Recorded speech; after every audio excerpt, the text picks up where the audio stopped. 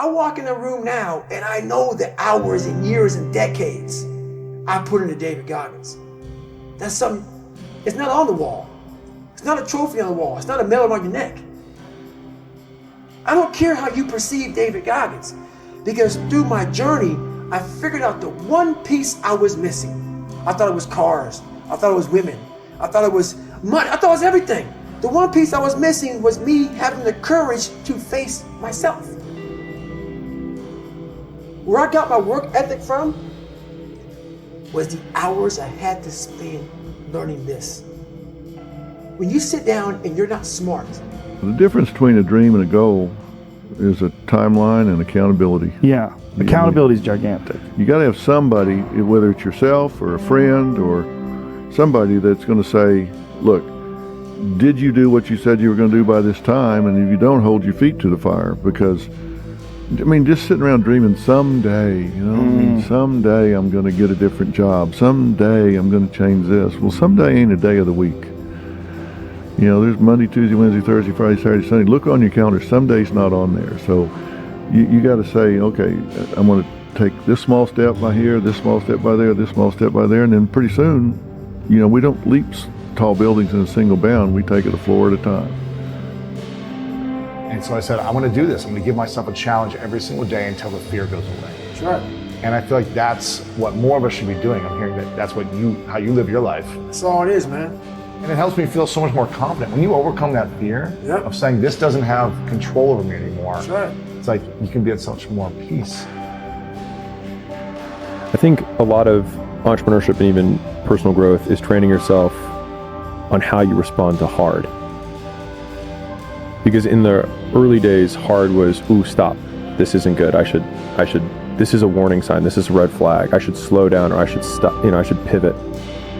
But the more I think about it as a competitive landscape, as I'm clear on what this path is supposed to look like, and these rocks and these dragons are things that I'm going to have to slay along the way to get the princess or get the treasure, I get happier about the harder it is because I know that no one else will follow. It's a selection effect.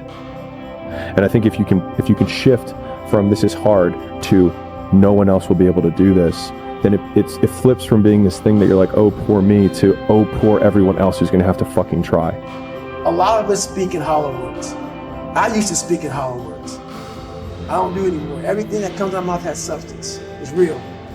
We all have these feelings in our bodies, in our minds, in our souls. I act on mine.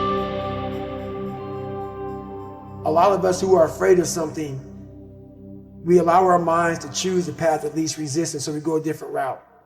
When I'm afraid of something, it's telling me you must do that. You can't wait for everything to be perfect to start living your life. Because I bet that's what I've done. My whole life has been like that. Inside of me, it has been, as soon as it's all lined up, I'm going to show you myself. As soon as I've got it all looking the way I want, I'm going to show up for you. And for me. Life is one big mind game. And you're playing it with yourself. You cannot lose perspective of where you've come in life. You're going to lose sleep. You'll doubt whether it'll work. You'll stress to make ends meet. You won't finish your to-do list. You'll wonder whether you made the right call and have no way to know for years. This is what hard feels like, and that's okay. Everything worth doing is hard, and the more worth doing it is, the harder it is. The greater the payoff, the greater the hardship. If it's hard, good. It means no one else will do it. More for you.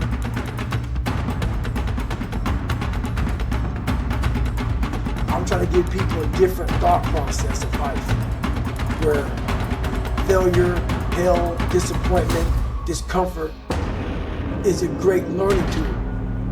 And many people don't understand that, but it's these few moments in life that you have. Like for me, I always talk about it. Rocky 1, round 14. That 2-minute and 13-second clip of Rocky getting up when Apollo knocked him down.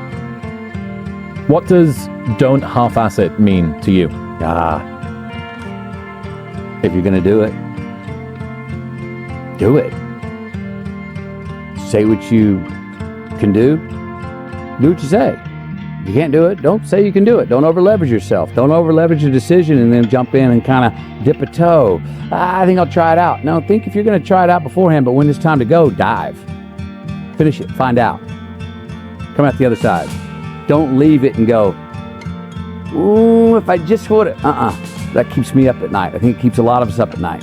When you half-ass something you just don't know, whether you failed or succeeded, got what you want or didn't get what you want, finding out and looking in the mirror and going, I didn't half-ass it, I went all the way, I found out, and that ain't for me. Or I found out, and you damn right that is for me. That's a great place to get to. But the limbo of not knowing, if you half-ass something, the limbo of going, I hedged my bet. What could have happened? You don't know. That one clip, when I was going through a very bad time in my life, I saw what I wanted to be. And it wasn't a guy that won. It wasn't a guy that won everything he did. It was a guy that kept getting up after being knocked down. So I realized if that 2 minutes and 13 seconds changed my life, that's all it was. I saw something that I needed to be in the world I was living in. Maybe my story will give someone the 2 minutes and 13 seconds they need to change their life. And then you put a goal in your mind. How you gonna feel, man, when you accomplish this goal coming from that shit? Coming from the fucking hell you came from. A lot of people start from a good starting point. They have a good foundation. What if you can surpass all these motherfuckers? What if everybody who was fucking way up here started up here? And you started with no legs. You had to grow fucking legs to even start walking, and then crawling, and then running. And then you start passing people and all this given to them. I had to use all this negative shit that was making me weak and horrible as a person. I had to use this as the power that now fueled me. I had to flip it on its head and say, hold up. This might be exactly what I need. Mental toughness isn't something that you sample. It's something that you live in every day. Whenever hardness comes, and you don't know what it is, it may be different for you than it is for me, but you go back to your insecurities. And then when you go back to your insecurities, you then look for comfort within those insecurities. And we all look for that cookie that your mom used to give you when you were sad, when you were sick. We look for our wife or our husband. We look for comfort. It's in those moments. Everybody's got a story. We don't share it on social media. We share our nice life on social media. We all have a dungeon. I'm just willing to talk about mine. You must retrain your mind to think differently in hell. The mental standard is you must know how far you've come. And you still want to be at the top of your class. I didn't want to just get by. When I realized that I can learn through hard work, and I can beat the valedictorian in school if I got put in 10 hours more a day than he does. You know what kind of strength comes from that? When you're sitting down and that guy that valedictorian studied for an hour, and you know I caught you. I have the work ethic to catch you. That's where David Goggins got really invented. Yeah. Was at a kitchen table with 20 spiral notebooks that were empty, and then they were full. And when you can go through that, I still have them in my storage unit. You go through these spiral notebooks of your life, and you realize this is how I learned.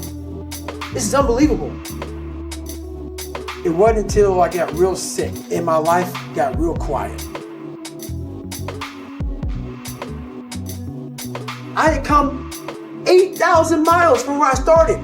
But if you never know that, you're still in the $7 a month place.